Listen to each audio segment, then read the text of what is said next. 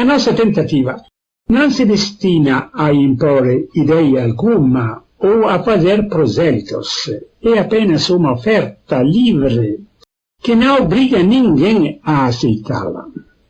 Quem estiver convencido de possuir outra verdade melhor e estiver satisfeito com ela, que não a abandone.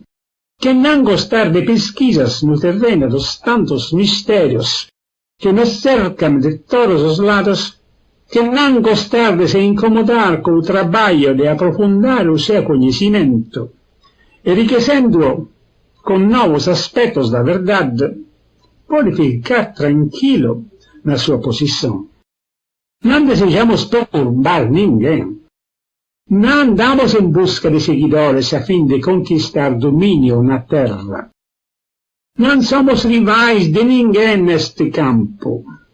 O nosso único interesse é a pesquisa, para atingir o conhecimento.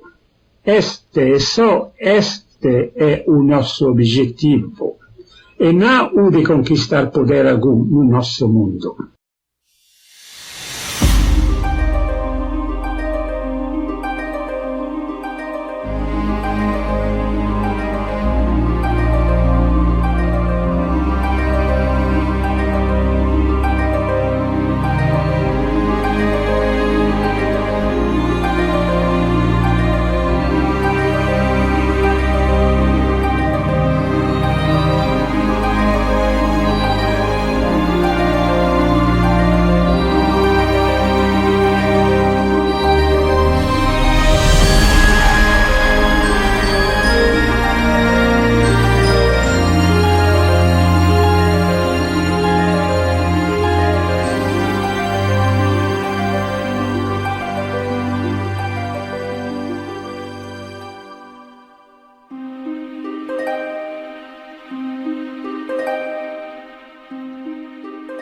Olá, meus amigos e minhas amigas. Esse é o podcast O Balde Pode!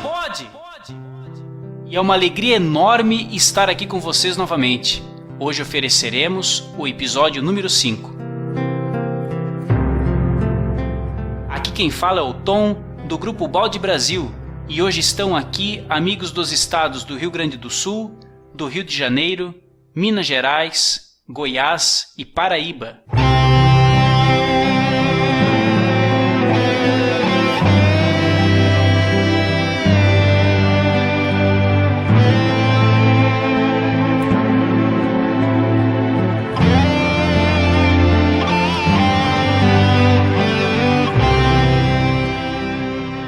Aqui faremos o estudo do capítulo 5 da obra Lei de Deus, do professor Pietro Baldi, intitulado A Infabilidade da Lei.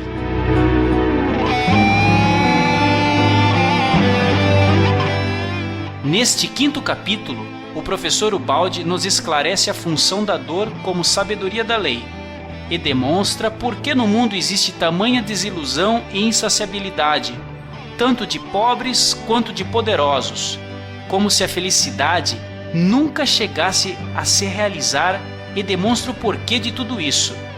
Afinal, quem deu origem a essa condenação? Por que desejamos felicidade, mas só encontramos sofrimento?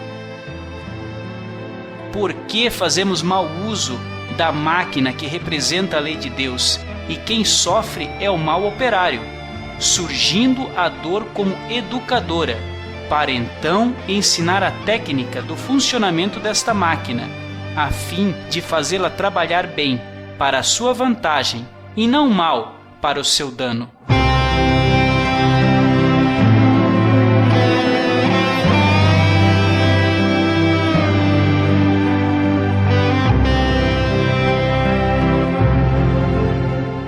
Mas antes, vamos aos nossos recados e logo retornamos para o nosso estudo.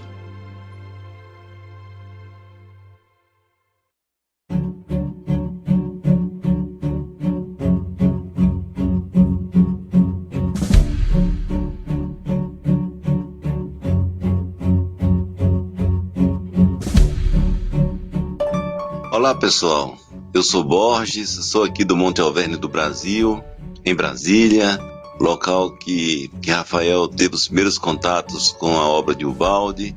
E quero parabenizar a vocês todos pela iniciativa, pela bela iniciativa do Ubaldi Pod, pela qualidade, pela dedicação, pelo esmero e pela nova forma de divulgação dessa bela e grandiosa obra. Parabéns a todos. Oi, pessoal do Grupo Ubaldi. Beijo pra vocês, pessoal.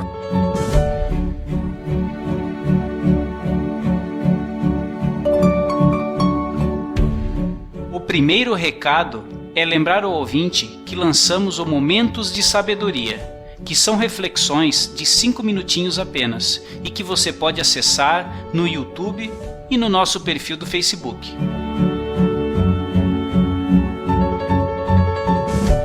Queremos agradecer todas as mensagens e a divulgação através do compartilhamento dos nossos podcasts aos seguintes amigos: Aníbal Uchoa, Nathan Santos, José Garcia, Ronaldo Barros, Admar Conrad, Regina Shore, Rafael Cassado e Ana Chaves.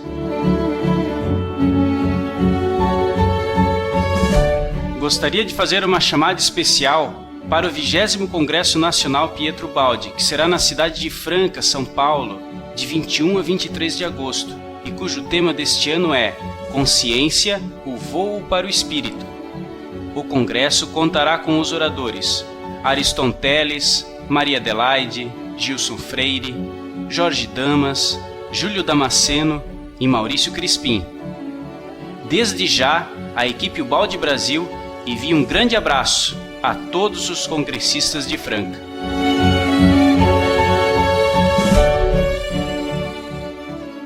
É o seguinte, hoje vamos lançar uma promoção bem bacana. Amigo ouvinte, você deverá nos enviar uma foto na qual pareça que está dando o nosso brado, que você já deve ter se ligado qual que é, não é? O Baldi Pod. E a foto mais criativa, campeã desta promoção, ganhará não uma, nem duas, mas 3 obras do professor Pietro Baldi. Então use sua criatividade. A foto pode ser montada, mas tem que ter você na foto. A vencedora será divulgada no Baldi Pod número 10 e também no nosso Facebook. Nós do grupo até já enviamos algumas fotos para lá de brincadeira e vocês poderão se inspirar. Envie-nos para o nosso e-mail, que é ubaldi.brasil@gmail.com. Você poderá receber na sua casa 3 obras do professor Ubaldi. Participe! O nosso perfil no Facebook e canal no YouTube é Ubaldi Brasil. Obrigado por estar nos ouvindo nesse instante. Um grande abraço e um ótimo episódio a todos vocês.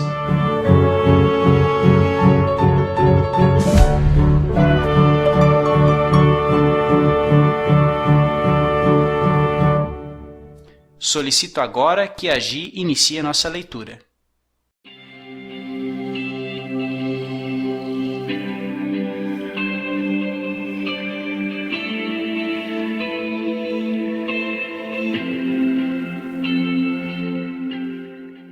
Capítulo 5.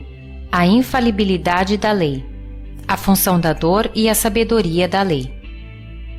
Em nossos 2 últimos capítulos, falamos da divina providência e da vontade de Deus. Dissemos tudo aquilo não para fazer teorias, mas porque se trata de forças que dirigem a nossa vida e que devem ser levadas em consideração se não quisermos sofrer as consequências. Quem quiser viver com sabedoria, sem se lançar aos mais variados perigos, evitando sofrimentos, tem de compreender que há uma lei sempre presente, ativa, e que é muito arriscado não a respeitar. Se já tivéssemos aprendido todas as lições que a lei contém, não cometeríamos mais erros, desaparecendo assim as reações necessárias para nos reconduzir ao caminho certo da nossa libertação. Então, deveria desaparecer também a dor, dado que a sua presença no mundo seria absurda, porque uma vez aprendida a lição, ela não teria mais função alguma a preencher. Lembremos que a lei é sempre boa e justa. Se às vezes uso chicote, é apenas porque, devido à nossa dura insensibilidade, não há outro meio para nos corrigir, conduzindo-nos assim para o nosso bem. Todos sabem, através da sua própria experiência, que a dor é ponto fundamental da nossa vida. É verdade, no entanto, que cada um, no fundo de sua alma, alimenta um sonho de felicidade. Mas, quando é que, para os poderosos como para os humildes, chega a realizar-se de fato o que mais ambicionam? Os desejos dos pobres e dos poderosos, na maioria dos casos, ficam insatisfeitos e acabam fracassando em desilusões. Todos correm atrás de miragens que nunca se realizam, e no final, tudo se apaga no engano. Encontra-se, porventura, no mundo alguém que esteja satisfeito? O que há de real para todos é o sofrimento.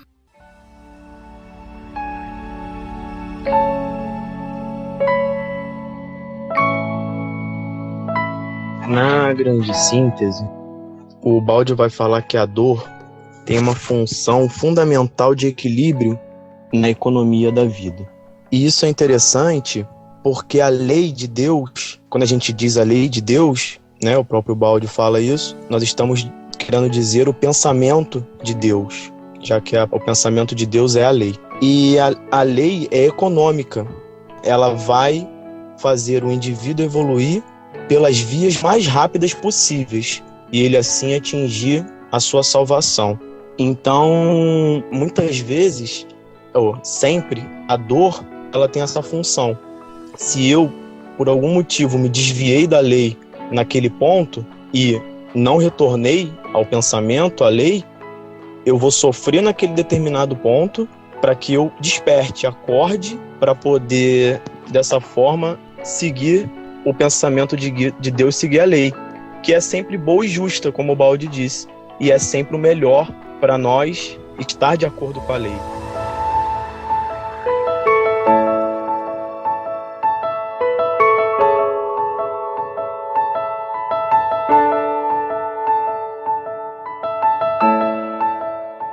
Por que tudo isso? Quem deu origem a essa condenação? Estamos cheios de desejos de felicidade e apenas encontramos sofrimentos. Que maldade! E quando procuramos uma causa para tudo isso, pensamos logo em alguém para sobre ele lançar a culpa de tanta crueldade. Culpa-se, então, Deus por ter feito obra errada, ou o próximo, que deveria comportar-se de outra maneira. Mas isso nada resolve, porque Deus permanece inatingível e o próximo sabe defender-se. Também a dor não desaparece, pelo contrário, toma-se mais dura na revolta contra Deus e na contínua luta de todos contra todos.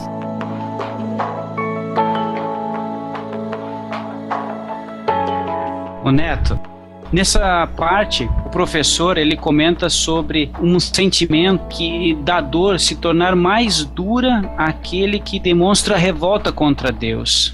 No dia a dia, você consegue perceber esse tipo de acontecimento? Porque eu evidencio em alguns casos isso, a gente começa a fazer uma análise mais particular em cima de um irmão nosso e a gente percebe isso. Você também já chegou a constatar isso? Eu vejo a dor como consequência da queda do espírito na matéria, a dor sendo uma contração do amor, essa essência que o Criador depositou em cada um de nós. O planeta Terra está cheio de exemplos. Todas as pessoas, acredito, desconhecem a realidade interior. Também colocam a culpa de toda a dor em Deus, que só pode ser justo e bom. Aí, despercebidos e esquecidos do motivo de estarem aqui na Terra, muitos preferem esquecer essa ideia de Deus.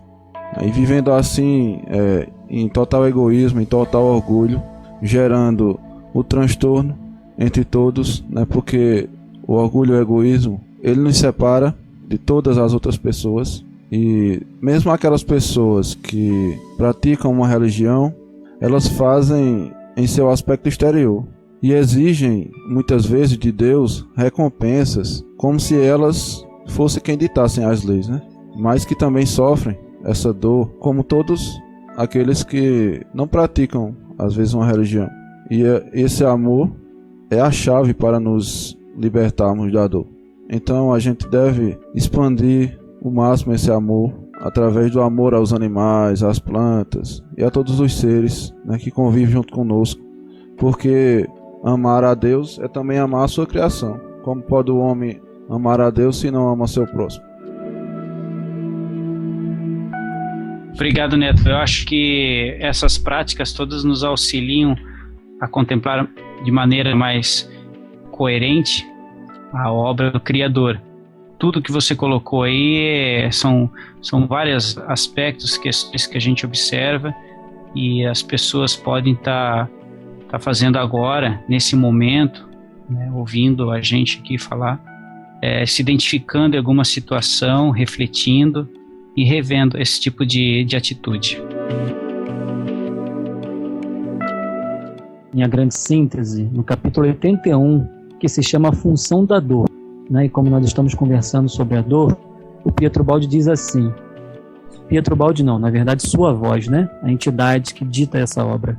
Se a dor faz a evolução anula progressivamente a dor, ou seja, quanto mais a gente evolui, menos dor a gente tem. Então o Luiz Felipe comentou uma coisa muito interessante, a lei é econômica, ou seja, a lei é tão perfeita, a lei é tão infalível, que ela faz com que a gente atinja os nossos objetivos de forma mais rápida e menos custosa. Uma metáfora para isso. Quando a gente joga uma pedra no rio, a pedra, para chegar ao fundo, ela busca sempre o caminho mais curto e mais rápido de chegar ao fundo do rio. Ela vai fazendo aqueles movimentos ondulatórios, saindo para um lado para o outro, mas buscando, né, a via nas marés de mais rápido acesso ao fundo do rio. Então é muito interessante e motivador essa questão da lei ser econômica, porque ela age no âmago de todas as coisas, fazendo com que através da dor a gente chegue mais rápido ao nosso objetivo. Então bendita a dor, não é assim? Claro que a gente não deve sair por aí perseguindo a dor, mas uma aceitação pacífica da dor faz com que a gente chegue mais rápido nos objetivos de purificação, de sensibilização. Não é isso? É isso sim, Rafael. A dor é econômica e nós chamamos ela de amiga e mestra, não é verdade? Ou é irmã e mestra? Isso, né? A lei é econômica. São Francisco de Assis, ele tem uma frase muito interessante. Tanto é o bem que eu espero, que toda dor me é muito amada. Ele sabe que a dor é um movimento de transformação, de evolução. Então ela tem uma função importante na nossa vida, né? Poxa vida, Rafa, e a primeira vez que eu vi essa frase de São Francisco, eu fiquei pensando dias e dias sobre ela e dali para frente eu comecei a entrar um outro modo de encarar amiga e mestre. E vem me ajudando muito, muito, muito mesmo a compreender eventos passados da minha vida e o que é mais bacana, compreender e poder começar a auxiliar aqueles que me cercam. Muito bom estar estudando essa obra e compreendendo melhor esses conceitos do professor.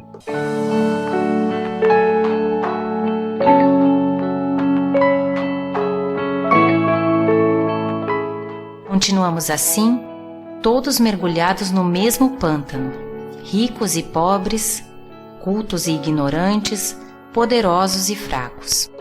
Alguns se julgam mais astutos, procuram emergir do pântano, amontoando riquezas, enganos e crimes, pisando os outros para atingir a felicidade. Mas esta é instável, porque falsa, disputada contra 1000 rivais ciosos, roída por dentro pela natural insaciabilidade da alma humana. E mais cedo ou mais tarde, na luta de todos contra todos, também os poucos que emergem acabam afundando-se e desaparecem, tragados pelo pântano comum. Que jogo torpe é a vida! Esta seria a conclusão. Se tivermos nas mãos uma máquina maravilhosa, mas pela nossa ignorância da técnica do seu funcionamento, somente conseguirmos que ela produza péssimos resultados, dando-nos apenas atribulações em vez de satisfação, que providências aconselharíamos para resolver o caso? As máquinas humanas, se mal usadas, por estarem em mãos inábeis e, portanto, destruidoras, estragam-se e deixam de funcionar. Mas existe uma tão perfeita que o homem não conseguiu estragar ou impedir seu funcionamento. Acontece por vezes que, pelo mau uso da máquina, não é ela que sofre, mas o mau operário, que não soube fazê-la funcionar. Assim é que surge a dor, e então há um só remédio, o de aprender a técnica do funcionamento da máquina, a fim de fazê-la trabalhar bem, para nossa vantagem e não mal para nosso dano. Esta máquina representa a lei de Deus. Ela é também boa educadora. Qual o papel do educador? Seu único objetivo é o bem dos alunos, e nós somos os alunos da lei de Deus. O educador não deseja vinganças, punições, sofrimentos, porque ama os seus alunos. Se estes tivessem boa vontade para ouvir e fossem bastante inteligentes para compreender, bastaria a explicação das grandes vantagens da obediência. Mas os alunos são rebeldes. Não querem aceitar regras de vida que não sejam as que saem das suas próprias cabeças. E se têm inteligência, querem usá-la só para revoltar-se contra a lei. Então, o que pode fazer o educador? O fato é que os alunos não querem ser educados, mas antes destruir o educador. Eles quereriam estabelecer uma república independente dentro de um Estado, uma outra máquina funcionando às avessas contra a máquina maior que a hospeda. É um caso parecido com o do câncer, que representa uma tentativa de construção orgânica em sentido destruidor, com multiplicação celular em forma não vital, mas parasitária da vida.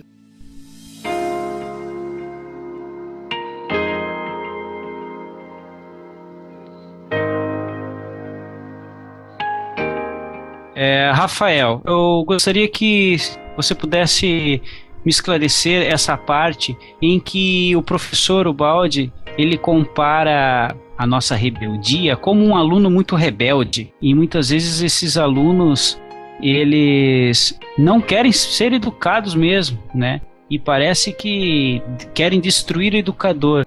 Eu vejo até na vida prática que alguns professores até passam por determinadas situações que é de arrepiar o cabelo, que alguns alunos fazem, sim, transportando isso aí para nossa vida adulta e da maneira com que nós portamos em determinadas situações. Você também já foi testemunha desse tipo de acontecimento? O que tu pode nos dizer aí, meu irmão? Tom, esse assunto é muito interessante, né? E o Ubaldi ele coloca de uma forma bem gostosa de se entender, né? Quando ele diz que o papel do educador é aquele que ama o seu aluno, né? Um educador que não deseja vinganças, nem punições, nem sofrimentos. Mas como o aluno ele se serve da psicologia da revolta, psicologia da rebeldia, né? Que quer ser um anarquista contra o sistema, então nesse processo de educação a dor vem como um instrumento fundamental. Não era esse o desejo do Criador no início, não tem dúvida. O Criador jamais quereria educar os seus filhos através do aguilhão da dor. Mas, a partir da grande revolta, a partir do estudo da queda do espírito na matéria, da queda de consciência, a gente consegue compreender agora porque o processo de evolução ele se dá pela dor, né? Não tão somente, mas também pela dor. Isso reflete no dia a dia das escolas, né? O educador ele representa a força do bem no mundo, né? Ele tem que fazer com que desabroche o conhecimento que está dentro da criatura, dentro do aluno. O aluno vem com a psicologia da revolta, de subverter a ordem, fruto do que já falamos aqui da queda.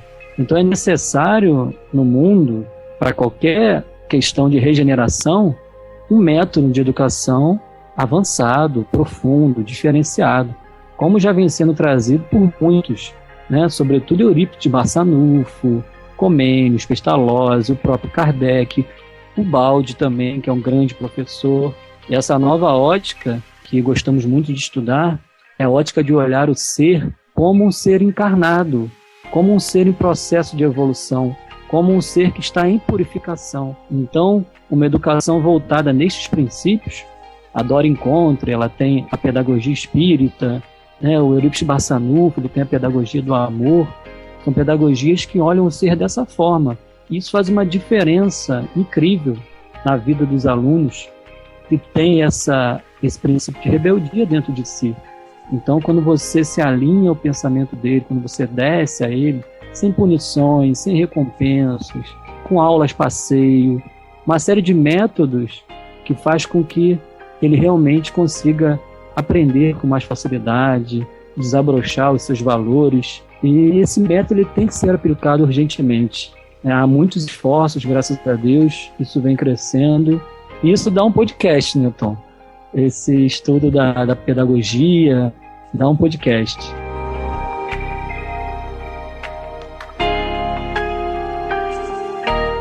Eu queria tocar aí, nós já estamos quase no meio da leitura, mas vale dar um pulinho lá no final, sem querer antecipar, quando o Baldi fala assim: o quadro apresentado aqui parece duro, mas não contém enganos, é justo, é lógico, é verdadeiro. Mas a conclusão não é de tristeza nem de pessimismo, porque quando eu estava lendo esse capítulo, eu acho que todo mundo vai experimentar isso, o Baldi pega pesado, né? Ele joga, realmente lança as pedras duras como são, porque esse ainda não é o capítulo do consolo, né? Ele está aqui trazendo a gente para uma realidade muito dura desse universo, em que aquele que procura fazer a sua própria lei a detrimento dos outros, ele está totalmente dissonante da criação original, porque Deus compartilhou para doar-se, né? Deus criou para doar-se. E a nossa filosofia não é essa, né? A nossa filosofia é de que os outros se doem para nós. Então, né, na vida coletiva, esse é um comportamento realmente de um câncer, né? O Baldi está levantando tudo isso aí para nos dizer assim: olha, acorde, veja como o universo se organiza, perceba que a dor é uma função constante nesse mundo material, para que você tenha consciência bastante disso, e depois nós vamos falar como é que faz passo a passo para poder se tornar uma pessoa mais feliz e mais tranquila, né? Sem sofrer essas chicotadas aí que normalmente a gente leva, né, vez por outra.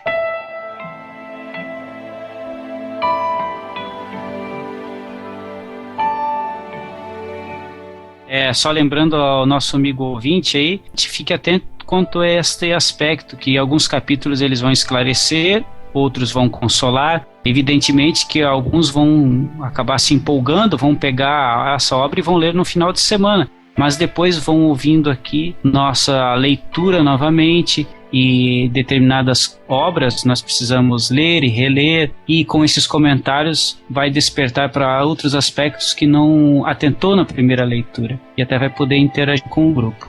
Vamos seguir então.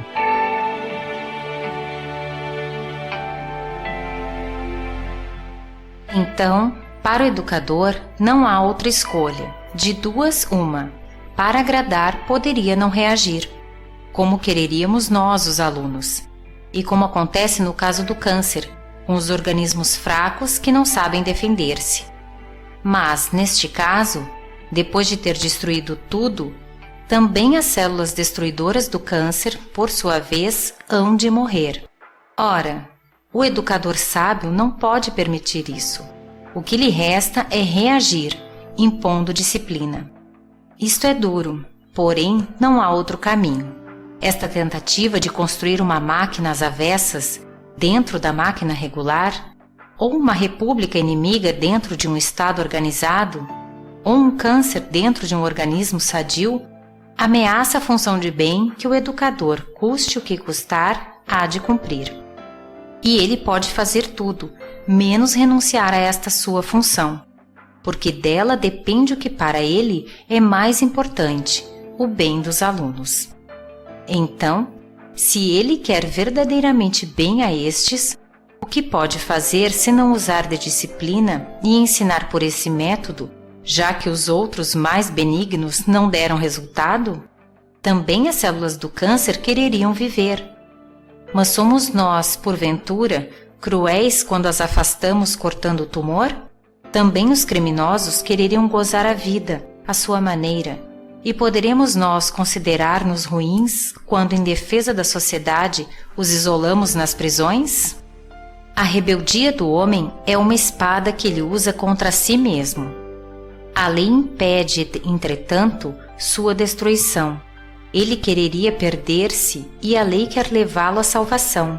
Deus perdoa porque sabe que o homem é um menino carente de ajuda. Na sua inconsciência, está procurando só o seu dano. Mas Deus não pode permitir que esse dano se realize. Ele quer somente o nosso bem.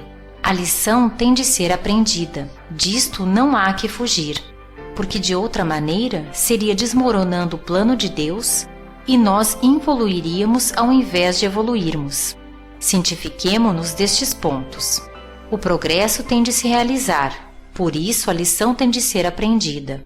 O homem é o mesmo, não restando para o educador outro método senão o da dor. A prova desta verdade é encontrada no mundo. Para os educadores e suas leis, vemos acontecer o mesmo que acontece com Deus e a sua lei. Assim, ele tem de salvar à força todos os rebeldes inconscientes. O chicote é duro, a dor existe. Entretanto, ela não foi criada por nossa imaginação. É fato positivo que todos conhecemos, penetra por todas as portas, sem sequer pedir licença. Não adianta ser rico, inteligente, poderoso. Ela sabe, toma todas as formas, adaptando-se a cada situação. Há dores feitas sob medida para os pobres, os ignorantes, os fracos, como para os ricos, os homens cultos, os poderosos.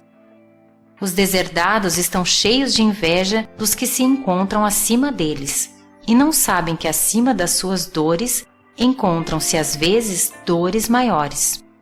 Será que nas mais altas camadas sociais desaparecem os defeitos humanos? E se não desaparecem, como pode não funcionar a salvadora reação da lei? Esta não pode abandonar ninguém, tão poucos que o mundo mais inveja, por terem subido mais alto na terra. Não pode, porque, sendo o poder deles maior, maior é a sua responsabilidade, e por conseguinte, maior a reação da lei. Deus pode perdoar muito mais facilmente a um pobrezinho ignorante e fraco do que aqueles que possuem recursos, conhecimento e posição de domínio. Aos que mais conseguem materialmente subir na vida, estão muitas vezes destinadas provas mais difíceis e dores maiores. Mas a lei é justa e não pode deixar ninguém fora do caminho da redenção. É justo e lógico que a riqueza, o poder, a glória e as coisas semelhantes pelas quais o homem primitivo tanto luta sejam apenas miragens que acabam na desilusão. A última realidade da vida continua sendo sempre a insaciabilidade do desejo e o sofrimento. Eu, antes de conhecer um pouco da obra do professor Ubaldi, eu estava achando o chicote muito duro, viu, meu irmão? Muito duro. Nossa, tinha determinadas situações aqui que o guerreiro estava achando que não ia dar conta. Mas a dor vem sobre medida, graças a Deus.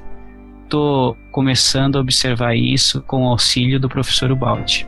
Guilherme, é verdade isso aí ou tá tudo errado? O que você me diz aí?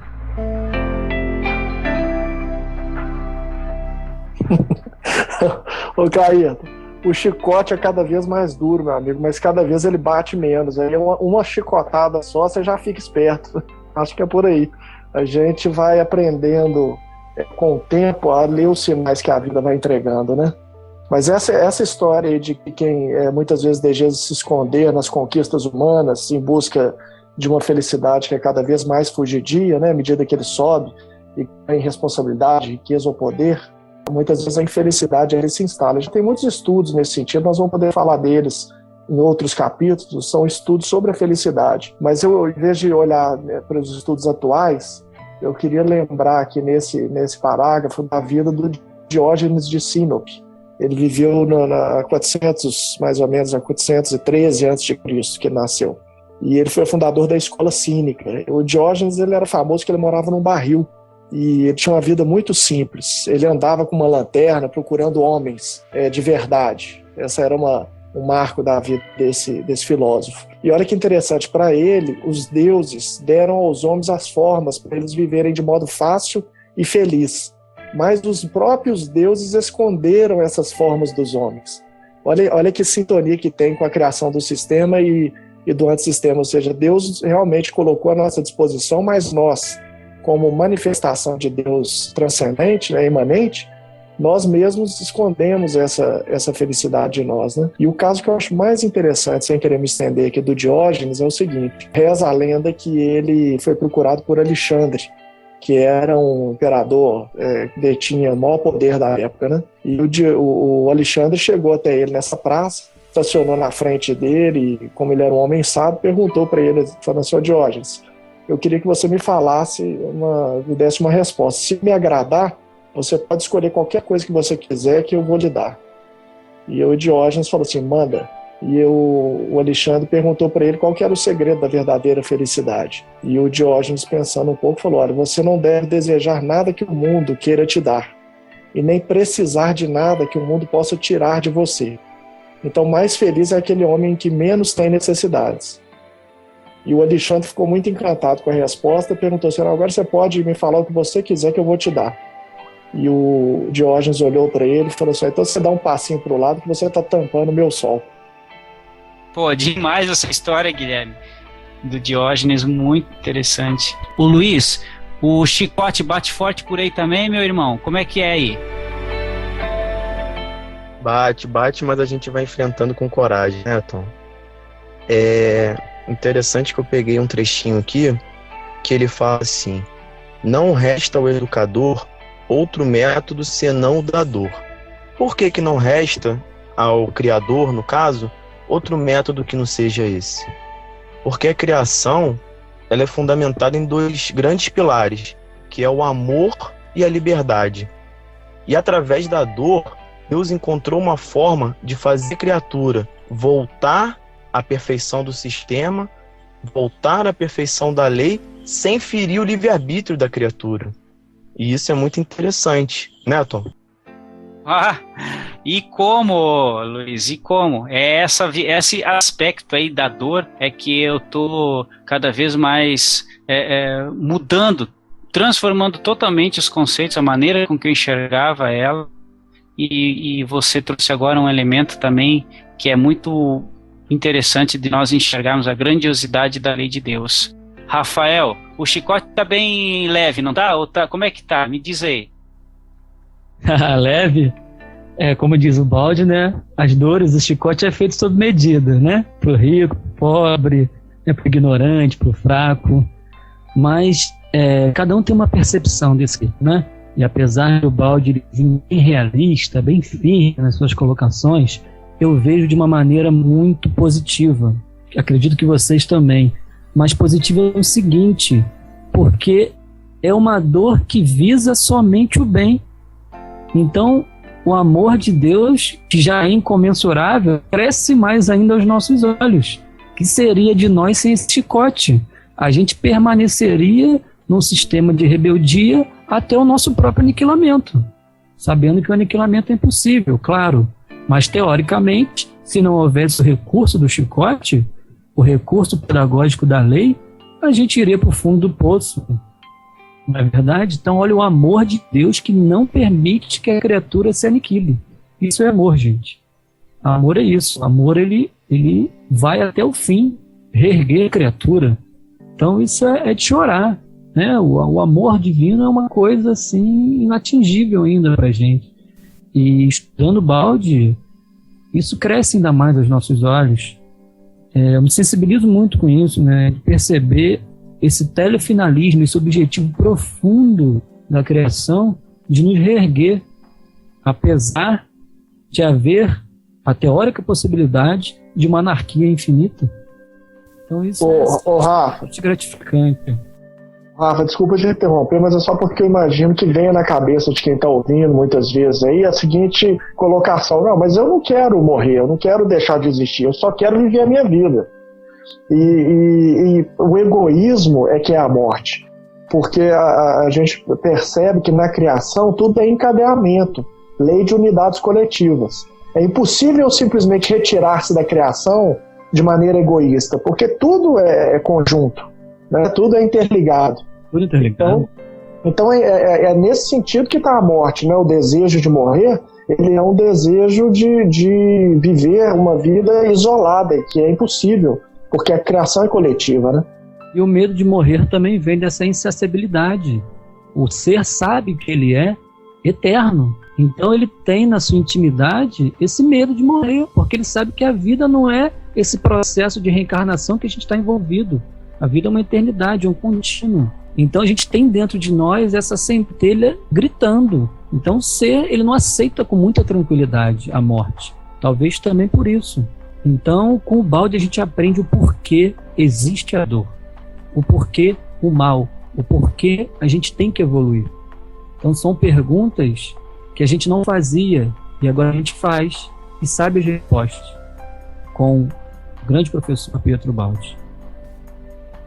Rafael, você trouxe uma ideia aí agora e que a gente vai amadurecer aí, e o amigo ouvinte, como o Guilherme lembrou do nosso amigo ouvinte, eu também quero falar uma coisa, que aos poucos você que está começando a estudar o balde agora vai sentir isso aí, viu?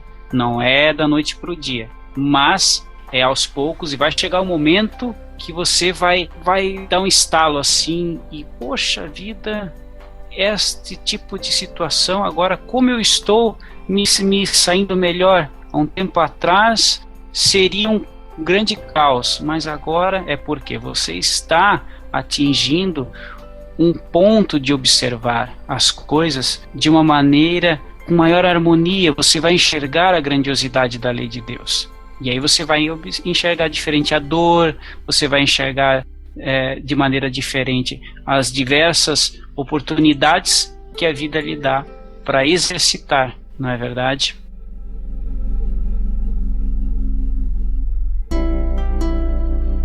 Em que impasse nos encontramos, meus amigos? Pelo fato de possuirmos um desejo louco de felicidade e termos de viver numa realidade de insatisfação e de dor. Estamos presos neste contraste. Almejamos o que nunca poderá realizar-se, a satisfação completa. Mas como se pode satisfazer completamente a insaciabilidade? Como pode assim resolver-se para nós este desejo de felicidade, senão numa ilusão? Parece que a felicidade está atrás de um horizonte e que basta atingido para encontrá-la. Mas quando, com o nosso esforço, o tivermos atingido, descobrimos outro horizonte e pensamos que a felicidade está atrás deste último. A corrida continua assim, sem fim, atrás de uma miragem que se afasta à medida que avançamos. Mas ninguém se pergunta o que quer dizer este jogo estranho de querer encher um vazio que não se pode encher, de procurar atingir uma determinada meta que vai fugindo de nós à medida que nos aproximamos dela? Queremos sempre mais. Quem não possui, quer possuir. Quem possui, quer possuir mais. Seja isto riqueza, conhecimento, glória, poder, etc. De fato, é o que vemos acontecer no mundo. O desgosto de quem não possui é a carência. A pena de quem possui é não possuir bastante ou o medo de perder o que já possui. Qualquer que seja a nossa posição, tudo tende a resolver-se no sofrimento da insatisfação. Mas, como é possível que a lei, dando prova de tanta sabedoria no funcionamento do universo, possa fazer, sem objetivo algum, um jogo tão cruel, o de nos condenar a essa corrida que não acaba e que parece sem sentido? E se há um sentido, qual é? Não estamos fazendo teorias, mas apenas procurando compreender o que vemos acontecer em nosso mundo a toda hora. Pensemos um pouco. Pode o objetivo último da vida ser o de continuarmos satisfeitos com as comodidades materiais deste mundo? Ou tem de ser o de conquistar formas de existência em planos sempre mais elevados, progredindo e aperfeiçoando-nos sempre mais? Se não houvesse a insaciabilidade, tudo ficaria parado na satisfação atingida, estagnado, inerte num estado em que tudo acabaria apodrecendo. Se fosse assim, quem nos impulsionaria para a frente? Dessa maneira, deixaria de haver o movimento mais importante, que constitui a razão da existência, isto é, o deslocamento no sentido da perfeição, progredindo por meio de contínuo aperfeiçoamento. É preciso compreender que este é o escopo da vida, a busca da própria evolução. A evolução, com essa corrida que parece sem sentido, é indispensável para ascender. A ascensão é necessária para chegar à salvação, porque não há outro caminho para nos libertarmos do mal e atingirmos a verdadeira felicidade.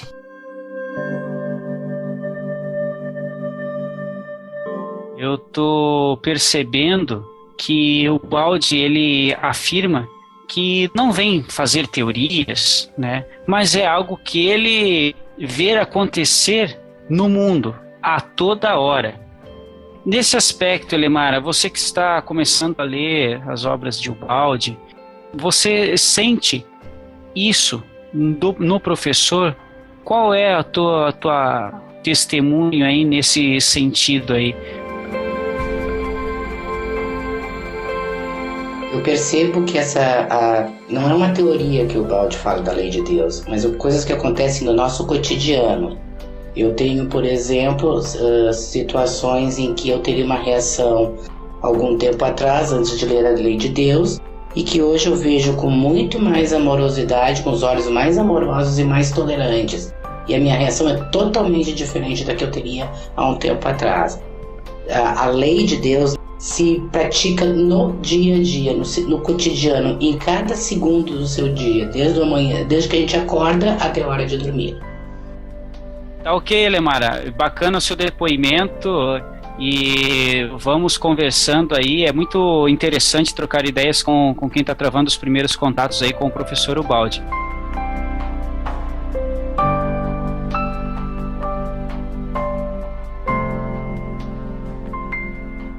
É interessante que o Ubaldi vai trazer, lá no capítulo 81, que o Rafa mencionou, da grande síntese, o conceito de que a dor ela vai evoluindo também, né? Tudo no universo evolui, porque a dor não. E ele vai trazer o conceito de que a dor prejuízo e de dor mal evolui de modo por várias gradações para a dor redenção, depois para a dor trabalho, dor utilidade, dor alegria, dor bem, dor paixão, dor amor. É interessante esses conceitos, né? A gente pode um dia com mais calma explorar isso aí melhor. Ah, bacana, Luiz. Obrigado pelo lembrete aí. Eu vou dar uma olhada nessa parte da grande ciência. Parece-me muito interessante.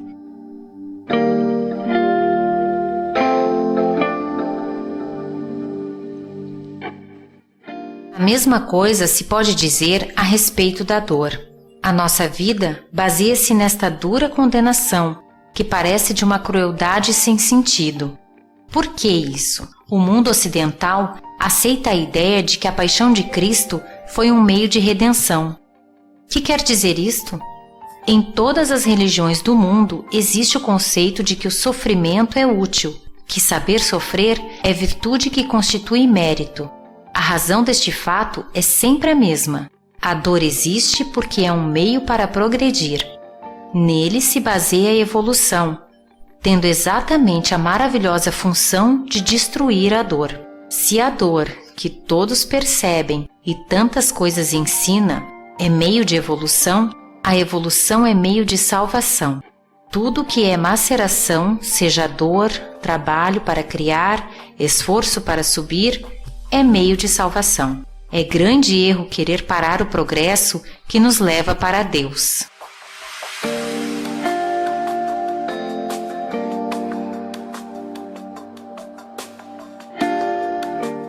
professor fala que tudo é maceração, seja dor, trabalho para criar, esforço para subir, tudo é um meio de salvação.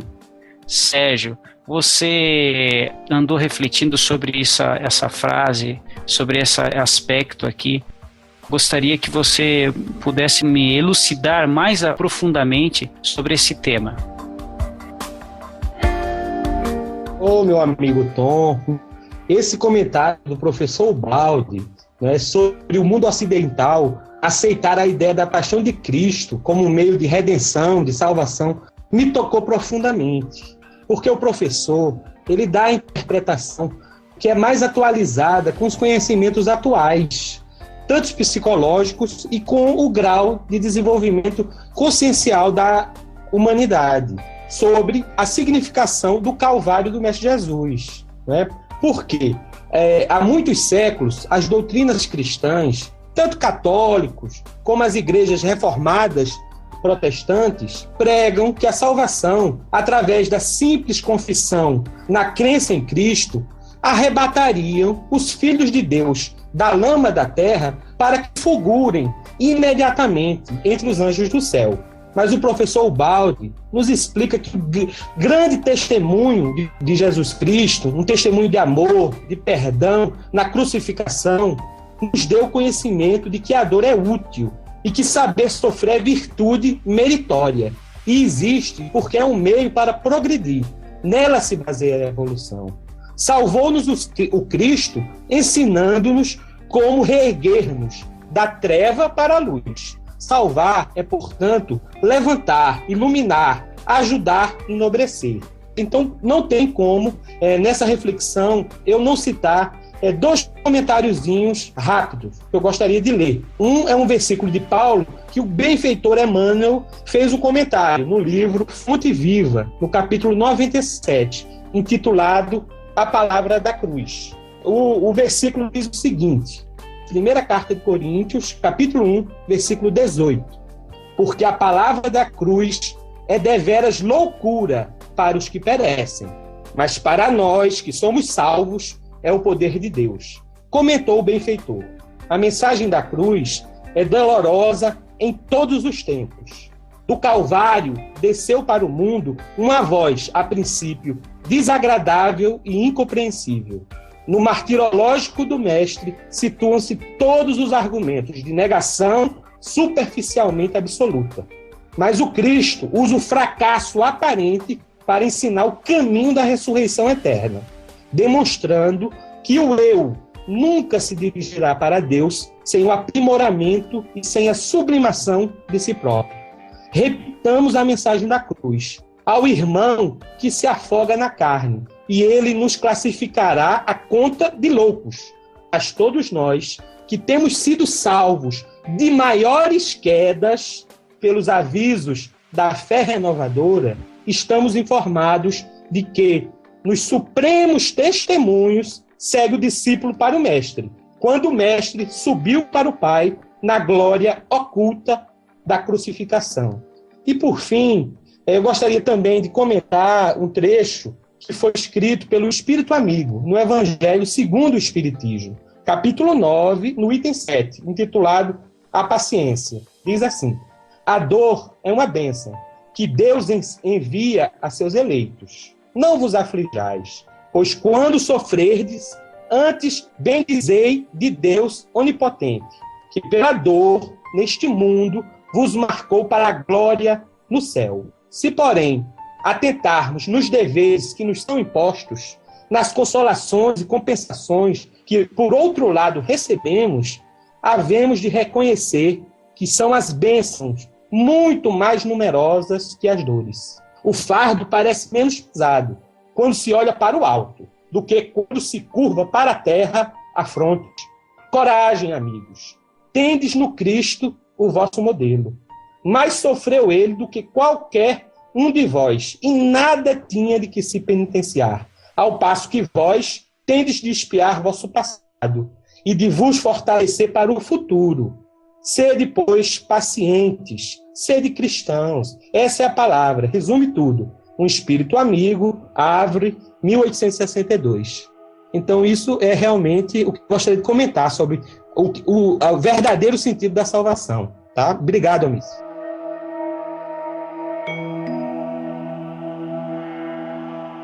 Sérgio, excelente. Eu gosto muito de ouvir você nessas passagens de Emmanuel e trazendo também partes do Evangelho segundo o Espiritismo. Perfeito, muito bom.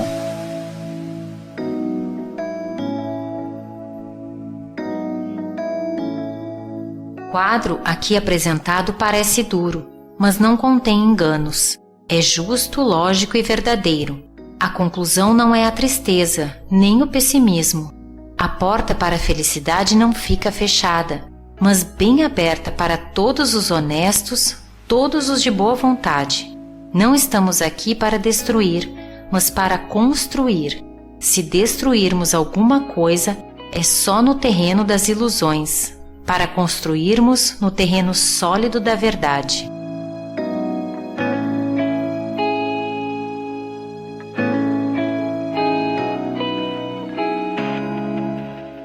Chegamos ao final da leitura de mais um capítulo da obra Lei de Deus, e nesse momento é a hora que nós fazemos as nossas considerações finais aqui.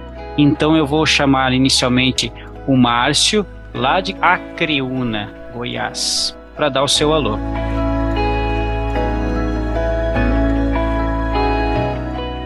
A gente começa a ler a obra do professor Baldi, e principalmente relacionada a esse capítulo 5, que fala sobre a dor, sobre a lei, como educadora, o educador que quer ver o bem do aluno, aquela máquina perfeita em nossas mãos, e nós, péssimos operadores, me arremeteu, depois de ouvir o Sérgio falar tão bem, ao capítulo 1 do Evangelho, onde Jesus nos afirma que ele não veio destruir a lei. Eu fiquei tão emocionado com esse capítulo. A gente começa a estudar o professor Baldi e a gente começa a ter olhos diferentes, inclusive para aquilo que nós tínhamos costume de estar frequentemente lendo, palestrando, ouvindo. Após esse estudo desse capítulo da infalibilidade da lei, abre novos horizontes para nós e me traz a imagem que quanto mais evoluídos, quanto mais no caminho de ascensão, de retorno à casa do Pai, mais nos colocamos a servir, mais nos propomos servir. E lembramos o Cristo nas noites, aonde ele se reúne com os apóstolos, naquela última ceia. E lembrando que quanto mais evoluído, mais se propõe a servir, lava os pés de todos, demonstrando a humildade, o amor e o carinho por todos nós. Obrigado, Márcio. Neto, suas considerações finais, meu irmão. Eu só tenho a agradecer a todo o nosso grupo e dizer ao ouvinte que, assim como o Baldi, como Allan Kardec, como Jesus, né, são criaturas que veio nos falar, veio nos aliviar essa dor que todos nós sofremos nessa vida cotidiana de cada dia, desde a dor de uma doença até a máxima dor de perder um ente querido, porque a maior consolação que podemos receber é a certeza da vida após essa fase material, e isto é um remédio muito salutar na nossa dor. Agradeço a oportunidade de participar junto com vocês de mais esta gravação. Obrigado, Neto. Guilherme. Ô, meu amigo, minha consideração final é só agradecer mesmo essa maravilha de encontro aqui, de estudo. Esse capítulo foi um pouco duro, viu, pessoal? É uma chibatadazinha, mas é para o nosso bem, e a gente vai entrar no campo das consolações bem em breve nos próximos capítulos. Obrigado, Guilherme. Elemara? Não, só para dizer que a dor, depois que a gente conhece o Baldi, ela se torna bem menos dolorida. porque tu vai aprendendo a conviver e a ter o jogo de cintura com ela. Então ela não se torna tão dolorida assim. É o caos necessário que todos nós precisamos para crescer. Fábio, meu irmão, o que você pode fazer aí pra gente de considerações finais? Gente, boa noite. Prazer estar aqui com vocês, ouvindo, participando.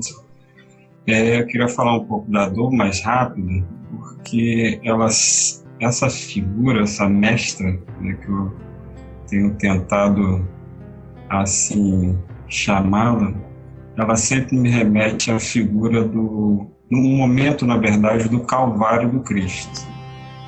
Eu acho que ali encerra um ensinamento muito grande para todos nós, né, porque é uma dor, né, nós somos, de certa forma, crucificados ainda, né, e acho que é realmente uma chave, né, que é necessário a gente conquistar, perceber e aceitar que a dor vai, na maioria das vezes, ser a nossa libertadora, né? Então, refletir ali na figura do que representa o Calvário, um julgamento injusto, o não reclamar, o aceitar a cruz, sabendo que o destino era diferente daquilo que pode ser percebido, né, ou avaliado pelos olhos materiais, não os espirituais, e a gente ceder a essa mestra, esse convite que nos é feito de receber esse instrumento, né, esse instrumento de libertação. E o texto de Ubaldi, né, o que ele traz para a gente, é muito significante, muito significativo para poder a gente, de fato, deixar cair a ficha. E é isso. Obrigado, Fábio. Luiz, suas considerações finais, por gentileza. Boa noite a todos os amigos, aos amigos ouvintes. Só tenho a agradecer por mais esse estudo maravilhoso e que possamos, através de tudo aquilo que foi dito, interpretar a dor com novos olhos, né? Como um instrumento, né? Como verdadeiramente uma irmã que nos auxilia a todo tempo. Rafael, suas considerações finais, por favor. Estou aqui bastante emocionado, fiquei bem introspectivo nessa leitura final, ouvindo comentários dos amigos. Eu sei que cada um de nós, os ouvintes, amigos, estão cada um passando por um processo de dor.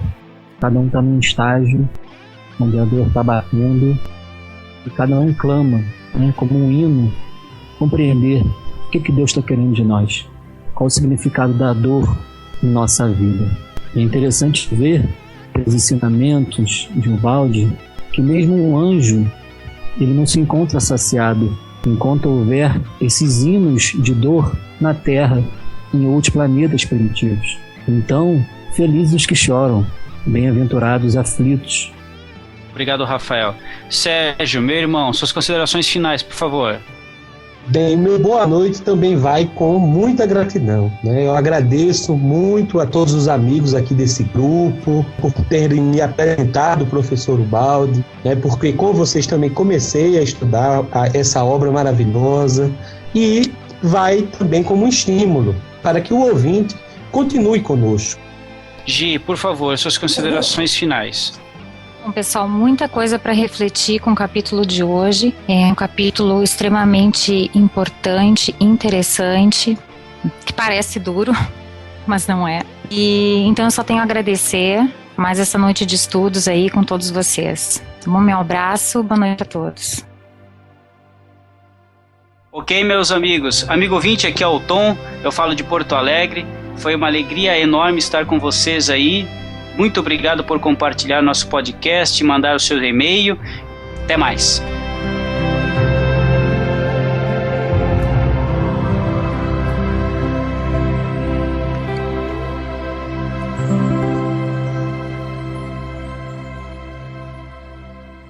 O balde pode!